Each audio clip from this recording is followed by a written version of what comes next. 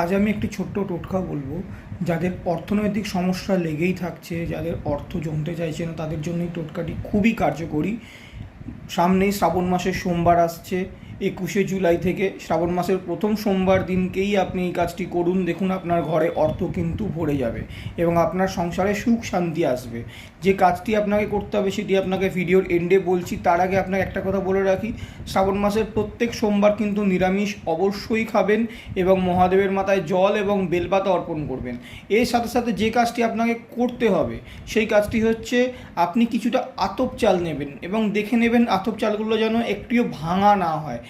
একদম গোটা আছে আতপ চাল, সেই আতপ চাল নিয়ে মহাদেবের মাথায় আপনি দেবেন এবং সেইটি একটু জল দিয়ে যখন জল অর্পণ করবেন সেই চালটির ওপর দিয়ে জলটা অর্পণ করবেন এবং চেষ্টা করবেন ওই চালগুলো কিন্তু আপনার আলমারিতে বা যেখানে আপনি অর্থ রাখেন, আপনার টাকা পয়সা যেখানে থাকে, মানি ব্যাগ বা লকার বা যেখানে আপনার টাকা পয়সা থাকে, সেইখানে ওই চালগুলো পুটলি করে একটা ছোট সাদা কাপড়ে মুড়িয়ে আপনি ওই জায়গাটা রেখে দেবেন।